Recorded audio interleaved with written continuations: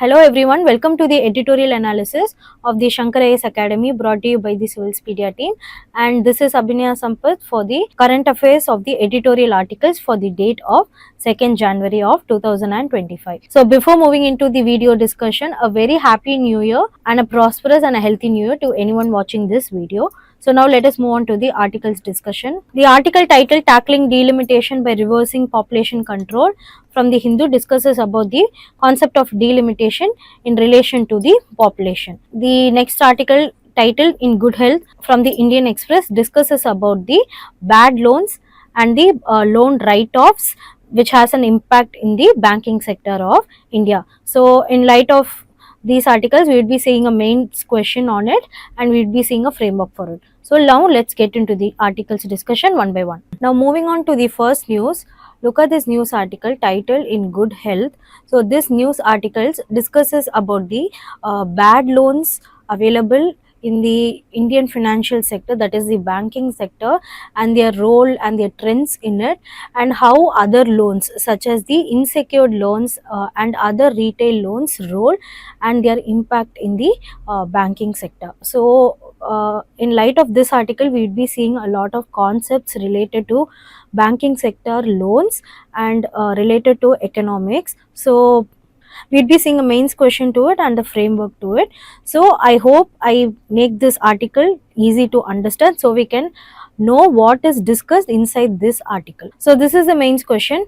Efficient management of the banking system is essential for achieving financial inclusivity. Discuss. Now we should know why this article is important. First, this article mainly discusses about the banking sector, which is very relevant when it comes to UPSC. So India's the main and primemost banking sector involves our Reserve Bank of India, the RBI. So in order to know the RBI trends, their loans, their importance when it comes to credit facilities and so on, this article is very important. So first to know about the banking sector. Second is to know about the financial inclusion of India. So financial inclusion is nothing but bringing in financial products and services in the most affordable, useful and timely and in a timely manner. So for example, facilities like credits, loans and so on are known as the financial inclusivity. So financial inclusivity directly or indirectly is very much connected with our sustainable development goals such as no poverty and so on. So knowing the financial inclusivity and their policies and their trends is very important when it comes to the understanding the economy of our country India. So next reason is to know a knowledge on the financial inclusivity. Third is to study about the macroeconomic indicators of our country like India. So for example, knowing India's financial health, to know India's credit adequacy, that is the capital amount or efficiency and so on. This article is very much important to know. So know about the macroeconomics indicators. And finally is to know about the consumer's credit. So consumer are very important when it comes to getting the loan because they are the borrower of the loan, and knowing about their trend when it comes to household loans and so on, it helps to implement government policies, government initiatives, and know about the trend and challenges associated with it. So consumer credit is very much important to know, and through this we can understand how important this topic is and this article is. So when it comes to UPSC, we should know certain kinds of loans to know about the banking sector of India. So there are few types of loans. First is the institutional loans, where it is more formal in nature. Next one would be retail loans, for example, like household loans and so on. Next type of loan is corporate loans. Next type of loan is priority sector loan, where there is importance of loans to given to certain sectors like MSMEs. Then next one would be government linked loans for many government initiatives. And the next type would be non-institutional loans, where these loans are given under informal sector. So these type of loans will stand as a major challenge when it comes to knowing the financial facility of our country India. So in all together, to about knowing the banking sector of India helps in to know about the financial inclusivity, helps to know about the rural development role, their needs and their debt coverage, then knowing about the economic development of our country, India, and finally the role of loans. To know about the trends associated with this is very important. So I hope this article is clear, and now we will move on to the article's discussion. So before moving into the content of article, there are few terms to be understood. First, we should know what is bad loans. So bad loans are nothing but non-performing assets or loans which are not been able to be paid by the borrowers. So here bad loans means here the original amount or the principal amount or the initial amount is not being able to be paid by the borrower, excluding the interest amount and so on. So these are known as the bad loans. So here when the borrower fails to pay the principal or the interest for a specified period. So for example, typically to 90 days for most of the banks as per the regulatory norms, it is known as default on payment. And next would be loss of value. The bank or the lender is not able to recover a full loan amount because of the inadequacy of financial inadequacy of the borrower to pay the money. So it ultimately leads to the loss of value of the loan. So these are the criteria through which we can identify a bad loan. So there are types of bad loans. First one would be the standard, sorry, I repeat, there are types of NPAs, that is the non-performing assets. First one would be the standard asset where the loans remain overdue for less than 12 months. Next would be the doubtful asset where the loans are overdue more than 12 months. And the last one would be the loss asset where the loans that are identified as unrecoverable by the bank. So these are the types of NPAs or bad loans. Now let us move on to the next topic, which is the loan write-offs. So write-offs is nothing but it's a formal recognition by the banks that a loan is non-recoverable or valuable. The loan would be for due, but they would know that the repayment cannot be done. This includes all the principal amount as well as the interest and so on. So this is the loan write-offs. So let us see the reasons when it comes to the loan write-offs here. First is the economic slowdown. So it affects the borrower's ability to repay the loans. Next one would be poor lending practices. Here there are weak credit assessments or over lending. So for example, when it comes to economic slowdown, we can take the example of COVID. Next would be poor lending practices where there are weak credit assessments. So credit, we understood that the financial stability or efficiency when it comes to maintaining a capital, cash or a principal cash. So this can be known as credit in banking terms. So without assessing someone's person's credit facility, the banks try to give off loans, and that can bring the situation of the loans write-offs. So for example, we can take the Kingfisher case where there hasn't been enough credit assessment and there has been overlending of loans which led to the loss of the bank at the end. Next one would be high risks unsecured loans. So here unsecured loans are nothing but these are the loans that are not backed up by any collateral or any asset. So without any collateral or any asset, they have the capability to give even high interest rates for such loans. So they stand as a challenge when it comes to repaying those loans without any collateral backup. So these are known as unsecured loans. So these loans are very famous when it comes to low income households. So this is one of the reason for loan write-offs.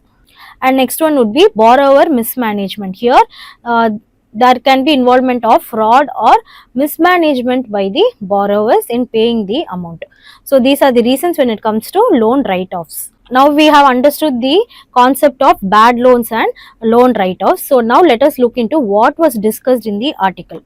So the article discussed that the bank loans at a 12-year has been reduced to 2.6, which is bit low, and this is a good sign of bringing down the ratio of bad loans in the banking sector. So this shows the sign of having improved asset quality, high probability and strong capital positioning. So capital positioning is nothing but having a safety buffer when it comes to during any economic slowdown or economic crisis and so on. So having a low percentage of bad loans can lead to these many advantages, and also it helps in RBI's but there have been other trends when it comes to the banking sector, for example, where the RBI stress test revealed resilience with only 4 banks being slightly under the minimum capital in extreme scenarios. So minimum capital is nothing but again the capital which can be used as a buffer capital during any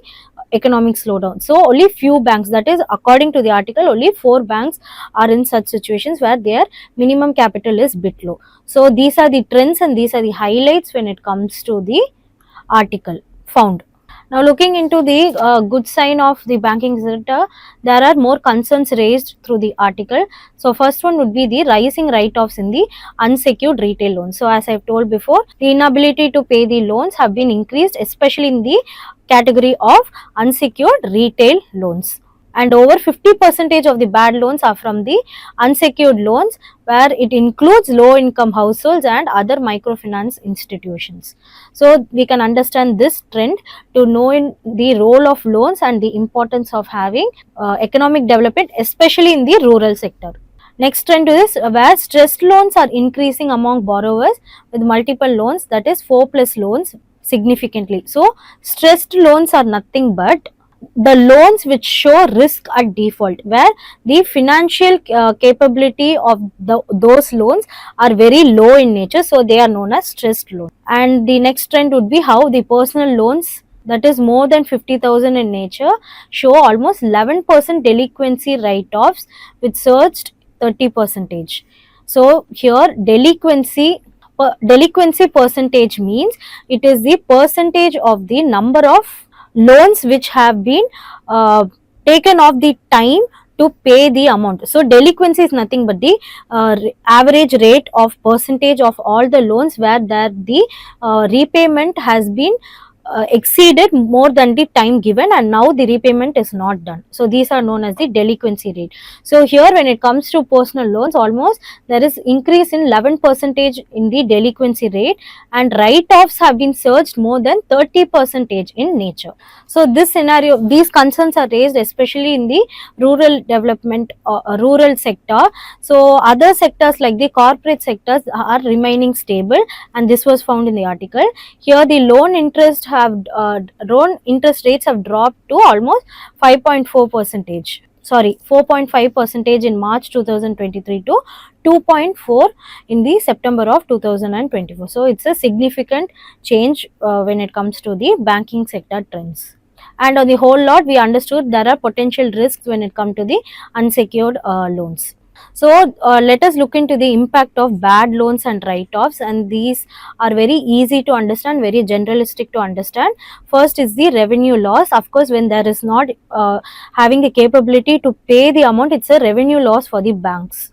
Then having reduced capital adequacy, as I told before, then reduced lending capacity in nature. So it also brings in the concept of trust when it comes to a bank to lend money to the needed people. So when there is impact of the bad loans and write-offs, it can question the economic development of those people who are relying on the loans in itself.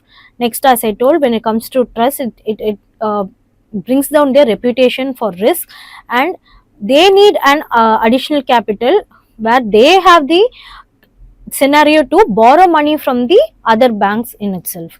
So these are the risks when it comes to banks. Next would be on the borrowers. First, they have the negative credit score. So when you're not able to pay, your credit score would be definitely low, especially when it comes to formal banking system. Next is repayment are still in due. When it comes to an economy, for a country like India, it brings down the reducing of their credit availability, and it has direct impact on the financial health of India. And next is bringing in economic instability. So let's look into few measures when it comes to reducing the non-performing assets. First is the SARFAESI Act. Here they bring in secured creditors in taking possession of the collateral. Next is the Insolvency Bank Code of 2016, where there is fast tracking of the insolvency resolutions. Insolvency, as I told before, is nothing but the situation of a creditor where they are not able to pay money due to their financial stress. Next is the Corporate Debt Restructuring of 2025. They try to elevate the debt burdens. Next is 5:25 rule of 2014. Here they bring in flexible term loans for infrastructure development when it comes to the credit score, credit availability and credit efficiency. And example of technology we can take for the use of AI for early stress detection. Here the 25 means the banks can extend the loans for 20 to 25 years so that there is flow of cash in a proper way, and the 5 would be extending the years by the banks such as to 5 to 7 years to bring in the concept of refinancing. Here the bank would be providing refinancing for the consumers during any economic slowdown. So these are the measures when it comes to reduce the NPAs. So I hope this topic is very clear. So as I always say, economics first we need to try to understand it conceptual wise, and then the terms wouldn't matter when it comes to understanding any news article. Now moving on to the next article. So this article titled Tackling Delimitation by Reversing the Population Control discusses about the relation between the delimitation and how it has its impact when it comes to the population and their controlling measures. So to give an overview about this article, it discusses how Southern Indian politicians are against the concept of delimitation, fearing that it would bring in their reduced representation in many of the parliamentary committees and legislatures due to the fertility transitioning success. So fertility transitioning success is nothing but decreasing the rate of fertility when it comes to Southern Indian states mainly, so that the fertility rates has been reduced significantly to bring in population control. So due to that reason, there has been a limitation in the population, and which can have a direct effect when it comes to delimitation, especially for southern nations. So this is the challenge or the concern which is being discussed in the article, and they also compared this delimitation trend with other countries, global countries like China, where the article suggested that not only having concerns over the delimitation, but there were also proposals when it comes to encouraging delimitations. So the article also discusses bringing in incentives when it comes to increasing the higher fertility rate, so that there is engagement of population growth, and there can also be a favor when it comes to delimitations. So looking into the pros and cons, comparing with global countries like China, the article discusses that such policies have brought in disappointment when it comes to the population of China. So for example, they have also brought in the idea on the policy of one child policy, where they gave incentives for those policies, but it radically ended up in bringing aged people in population more, so it has direct involvement in the economic stability. So such proposals of incentives has also been discussed as a idea when it comes to delimitation. So in light of this article, we'll be seeing the basics of what is delimitation, and a way forward which has been discussed in the article will also be discussed for the problem of delimitation related to the population control. So this is the question, and we would be seeing a framework for this question. So first, let us see what is delimitation is.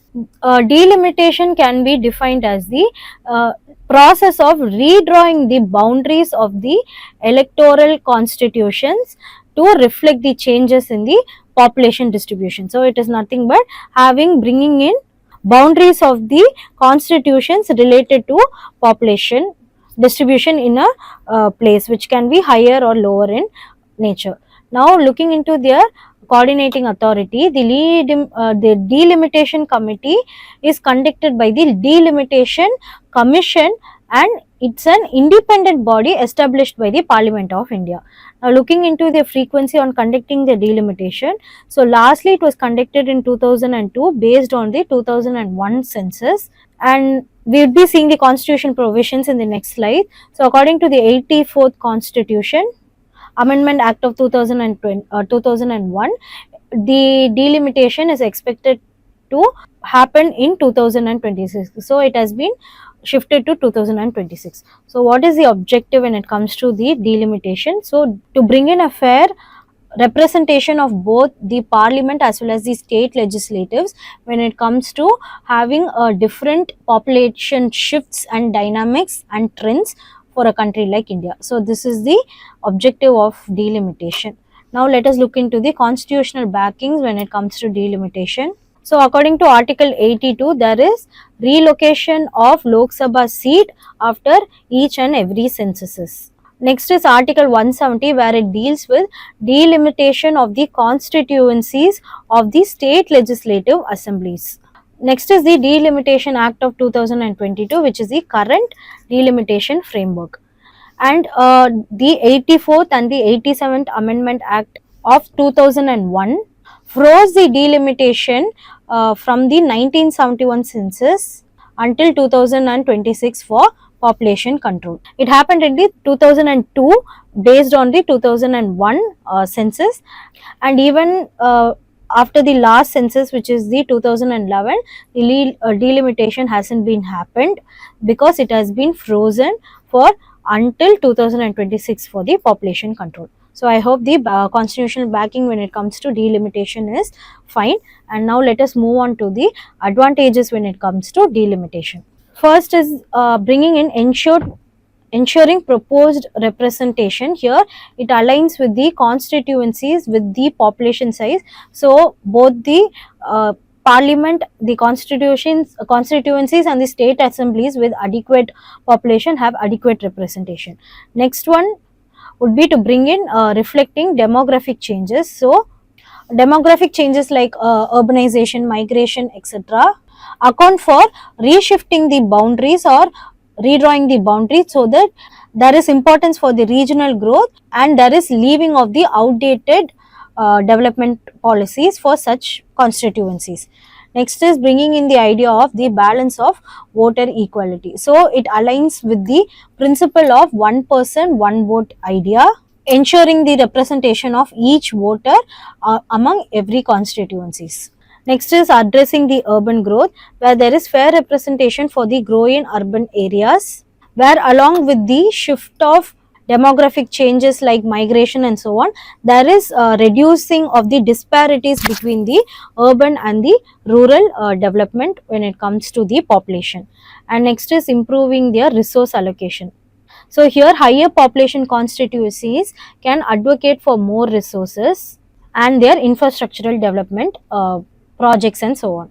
Next is strengthening the democracy. Having a very dynamic representation due to the population can bring in adapting to the changes or shifts when it comes to demographics trends. So it brings a dynamic framework when it comes to the political representation, therefore adhering to the democratic principles. Next is encouraging the political responsiveness. Here the elected representatives are accountable to the population density and their needs. Since there are more people in number, of course addressing their needs would be very important, and both the representatives can be held accountable since it's a question of many people. And there is accountability of also the constituencies, which at the end it tries to align with the concept of good governance. Next would be the concept of bringing in the international best practice, where it aligns with the global democratic norms of bringing in constituency boundaries according to the population need and population density or changes. And these democratic norms can bring in updated policies and being very regularly updated with the changes happening. Next is empowers undeserved regions. Here, due to the delimitation and redrawing of the boundaries, communities or certain populations which were in not recognized area. When there is a delimitation or a growing of those populations into the centric areas, there can be more importance when it comes to their recognition of their voice and representation of certain communities. And finally is to bring in a political awareness. Here the public participation brings in promotion of participating by relating representation to the population size. So more the population size, more the public participation would be in higher. So these are the simple but very important advantages when it comes to delimitation. And let's move on to the challenges or concerns associated with the delimitation process. The first and foremost would be having a disparity or a separation with the north and south regions of India. So here the southern states, due to their better population control, might lose their representation due to the population compared to the northern states in the parliamentary or the state legislative assemblies or even in the constituencies. Next is it ultimately brings down the erosion of federal principles. So the disproportionate representation between the north and south brings down the ultimate aim of federalism, that is the balance between the center and the state. So encouraging population growth can be seen as a challenge because states can adopt policies like the pro-natal policies, where the policies encourage to have child birth in a higher amount. So we have seen the example of China, where bringing in for such incentives for the increase of childbirth have ultimately led them to having a aged population, which is having the direct impact in the economic development. And as the society has been changed, they can't bring in even more policies to reduce the fertility rate in their country. So having such pro-natal natalist policies can bring in an impact. Now then, bringing in the idea of representational inequity, where since there is separation of constituencies based on the population, even if an area is socially and economically developed, they might be undermined just because their population representation is low. So the areas with more population can dominate the political arenas and it can impact the policy implementation. So there is also a question of equity among the equality. And finally is the challenge for women. So here, when it comes to incentives for higher fertility, it can increase the reproductive burden of women ultimately, even with the state policy support or even without the adequate state policy support. So these are the disadvantages when it comes to delimitation, and let's see a way forward for it. So first one would be having a weighted representation. So rather than having representation based on population, you can bring in representation through the national development and national interest by the states provided or the shown by the states, by combining the population in the terms of socio-economic indicators and their development achievements. So it would be even more easier to allocate resources based on their role and achievements rather than just the population or a nominal number or a number representation. So next is to promote migration. Here there is encouraging of migration from the overpopulated places to underpopulated places. So there is balance of demographic disparities and also it ensures mobility. So this can align with the idea of bringing in development achievements from the higher population place to the lower population place. So there is balance of both economic development as well as the democratic development.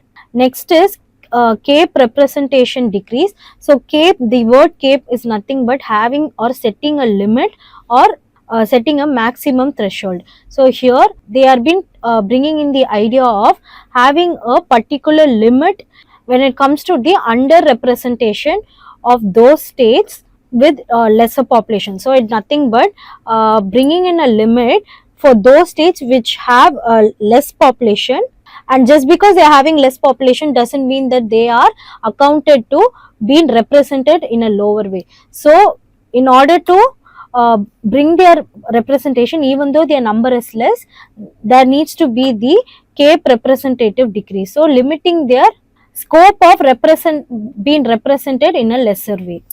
And the next one would be strengthening the decentralization. Here we can empower the local governments to address their regional imbalances without the over reliance on the parliament population or representation alone. Bringing in constitutional reforms where there is consideration of amending the provision or constitutional provisions after 2026 for being more relevant to the current scenario for a fair representation. Then giving in incentives for development rather than bringing incentives for the fertility rate or pro-natalist policies. We can give rewards for states for demographic and their developmental achievements and goals rather than such natalist ideas. And also we can bring in the importance of having community participation, where including of different stakeholders, institutions, civil societies, we can bring in a consensus when it comes to delimitation. So I hope this article is clear and very simple to understand. So far we have just discussed the advantages, disadvantages, way forward, and all of the basic ideas when it comes to delimitation. Thank you so much for watching this video. Don't forget to give a like, comment and a share, and I hope that you guys are at the end of the video still. And to further not to miss any other content, subscribe to our channel. Thank you and have a nice day.